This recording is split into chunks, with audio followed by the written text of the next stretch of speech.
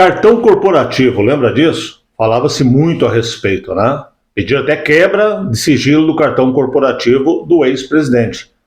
E agora? Por que ninguém mais fala? Como é que está a situação do cartão corporativo? Vamos ver hoje como é que estão os gastos do cartão corporativo da Presidência da República do Brasil. Também e principalmente, a gente vai falar a respeito de uma onda que está me assustando. O mundo inteiro está trabalhando para liberar o uso de drogas. A gente vai falar de maconha. Eu fui aconselhado a não falar maconha aqui, porque isso pode me trazer problema. Agora, veja bem, se tem algum sentido. Estão liberando o uso, o transporte e tal, e daí eu não posso falar. Quer dizer, pode trazer prejuízo para mim se eu falar, mas se eu usar, se eu transportar, aí eu não tenho risco? Estranho, né? A gente vai falar disso hoje. Vamos começar falando do cartão corporativo do presidente da República, e não só dele. Você vai entender o que está acontecendo, a farra que está acontecendo no cartão corporativo. É um absurdo e ninguém fala nisso. A revista Oeste trouxe uma matéria falando a respeito, a gente vai explorar o assunto com você aqui. Gastos com cartão corporativo disparam no governo Lula em 2024. Apenas nos primeiros meses do ano, o presidente gastou mais de 170 milhões de reais no cartão corporativo. E ninguém mais está preocupado com isso, né? Incrível isso. Os gastos com cartão corporativo no terceiro governo do presidente Luiz Inácio Lula da Silva dispararam durante o início deste ano. Já foram mais de 170 milhões usados, de acordo com informações divulgadas pelo site Diário do Poder. Ontem, dia 1º, né? Segunda-feira. É complicado. Em 2023, no ano passado, o governo Lula bateu os recordes de gasto. Ao todo foram 430,6 milhões de reais gastos com despesas corporativas, o chamado cartão corporativo. Só os gastos com o cartão de pagamento, por exemplo, foram de mais de 90,7 milhões no ano passado. E repito, porque nunca é demais repetir, né? Ninguém está falando nada. O governo emitiu, e isso aqui chama atenção, eu não sei se o governo passado tinha feito, não ouvi falar em lugar nenhum, mas olha só. O governo emitiu 1.931 cartões corporativos em nome de funcionários da administração federal. Na média, cada funcionário teria gasto 88 mil este ano, 2024. 1.931 funcionários do Lula, funcionários da administração federal, cada um gastou em média 88 mil este ano no cartão corporativo. Entre os gastos nos cartões corporativos estão as viagens internacionais de Lula em 2023, que somaram 9,6 milhões de reais, de acordo com o jornal Gazeta do Povo. Esses são os gastos do nosso governo. Vamos fazer uma comparação com o governo da Argentina? Só para comparar a esquerda e a direita, Javier Milei reduz despesas estatais em mais da metade. O governo da Argentina quer reduzir a burocracia estatal e otimizar a economia. E aí você vê notícias como: bate recorde a retirada de investimento estrangeiro da Bolsa Brasileira. E do outro lado, a Argentina volta a ter superávit e atrai investidores. É o que está acontecendo. É administração esquerda-direita, a escolha é sua, né? A escolha é sua na hora do voto. Agora, o assunto que mais me chama a atenção, eu quero dividir com você, é um assunto longo. Eu vou tentar acelerar ele, resumindo. Mas é uma matéria da revista Oeste que fala a respeito da liberação das drogas, em específico aqui da maconha. E o que eu achei mais interessante nessa matéria é um documento criado por um professor da USP, do curso de medicina, onde ele fala do que pode afetar no corpo de cada pessoa o uso da maconha. Vamos lá? O governo deve votar a PEC das drogas nesta semana. Lembrando que está uma disputa aí entre o governo, né, no caso o Senado, entre o Senado e o STF. O Senado quer votar, quer decidir, o STF quer decidir ele, o STF é pela liberação, o Senado é pela proibição, e aí vamos ver quem ganha, né, esse cabo de guerra aí. Agora chama atenção e assusta o que está acontecendo a nível mundial. A Alemanha, ontem, dia 1º, a Alemanha legaliza consumo recreativo da maconha. Os consumidores de maconha poderão consumir ou transportar 25 gramas de maconha. Quer dizer, se você pegar alguém com 25 gramas de maconha, a polícia pegou, não pode tirar, não pode fazer nada. E aí eu pergunto para você, o que vai acontecer? Traficantes vão sair com 25 gramas, o chamado aviãozinho. Entrega as 25, volta a pegar mais 25, leva 25. Se a polícia pegar, é consumo, sou usuário. O problema não é o consumo, o problema é o tráfico. É a mesma coisa que se fala tanto, e aí eu tenho dificuldade para entender, e olha que como advogado eu milito nesse meio. Quando você fala, por exemplo, de furto, todo mundo fala de forma consensual, tem que acabar com o receptador. Se não tiver para quem vender, ninguém vai furtar. E aí nas drogas é a mesma coisa.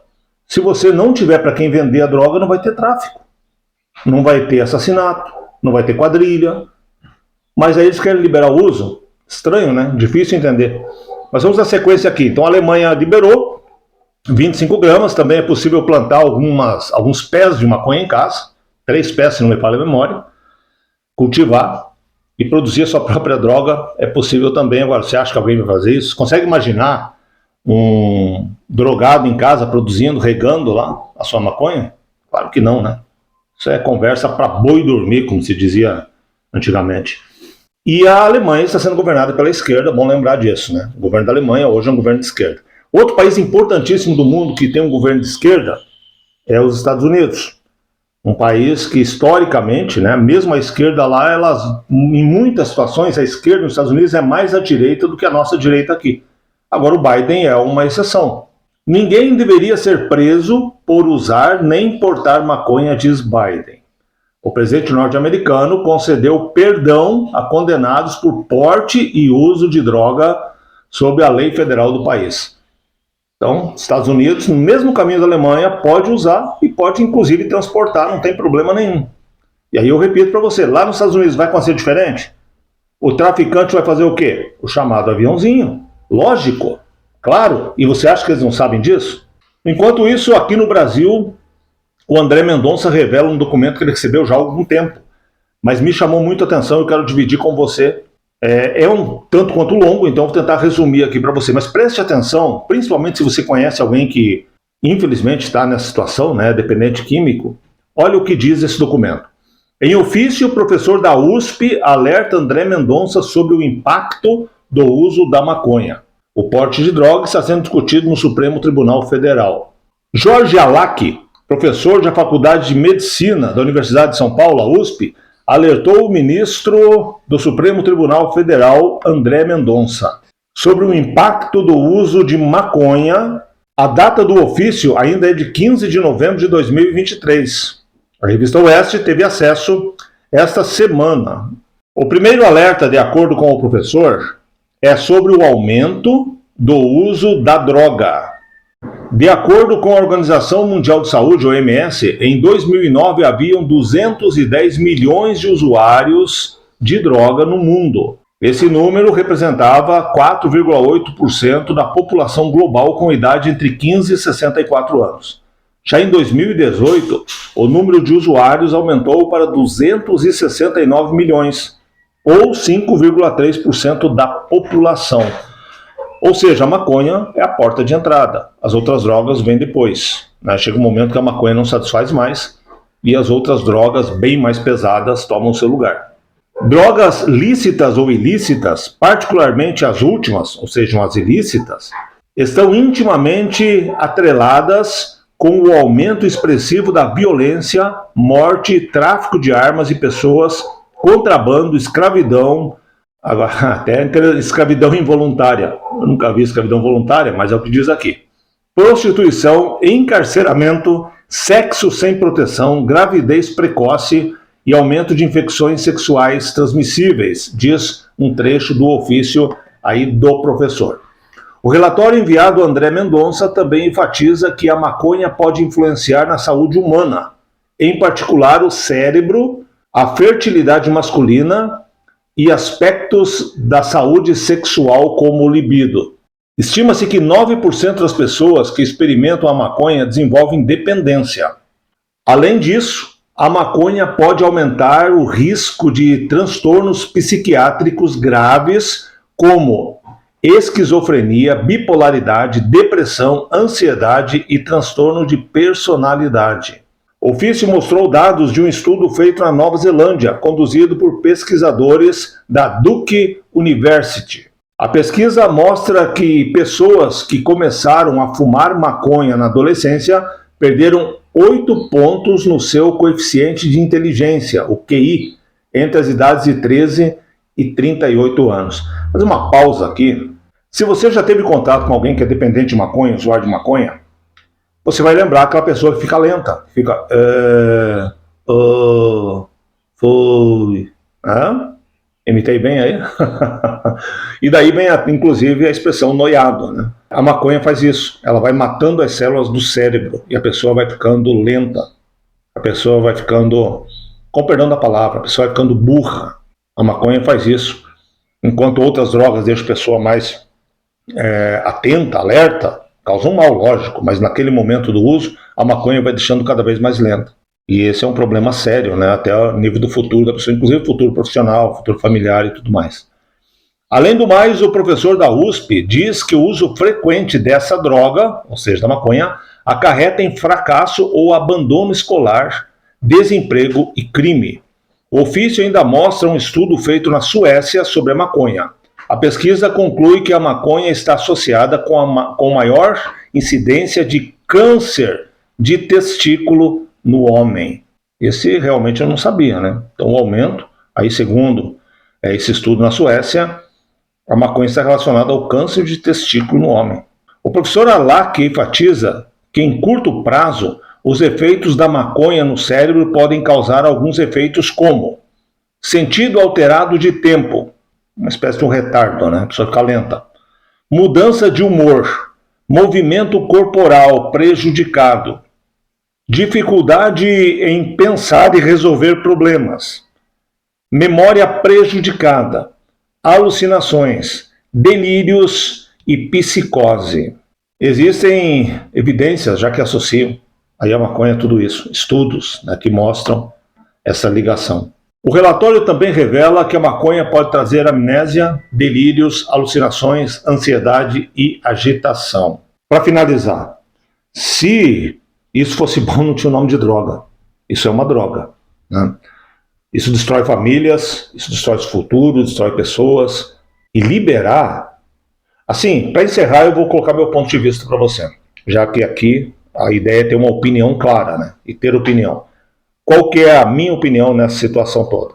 O uso de drogas, ele destrói a pessoa. E aí eu pergunto para você, e não estou fazendo aqui nenhuma acusação, nenhuma ilação, apenas um raciocínio. Eu gostaria de convidar você para raciocinar comigo. Qual é o motivo da esquerda no mundo inteiro defender o uso de droga? Defende o usuário. Defende o usuário, está defendendo o uso. Qual é o motivo? E aí esse estudo me chama a atenção. As pessoas ficam mais lentas. As pessoas ficam mais burras. As pessoas ficariam mais fáceis de serem controladas? Seria isso? Principalmente porque a faixa etária que mais é acessada por esse tipo de situação são adolescentes e jovens.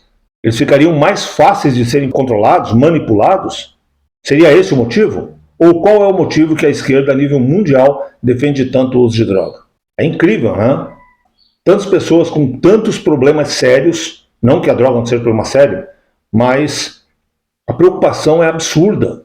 É o governo americano, é o governo alemão, em vários países da Europa, é o governo brasileiro. Por que que todo governante de esquerda se preocupa em liberar o uso de drogas? Qual o motivo? Deixa para mim no comentário o que você acha. Peço que você se inscreva no canal. Estava olhando aqui as estatísticas, 95% de quem assiste os vídeos não é inscrito. Então, por gentileza, eu gostaria de pedir que você se inscrevesse, né? Para fazer a gente chegar mais longe e conversar com mais pessoas. Nós temos eleições esse ano e a gente tem que pensar muito em quem vai receber o nosso voto para tentar fugir dessa situação que está cada dia mais fechando um cerco contra as nossas famílias, contra os nossos valores.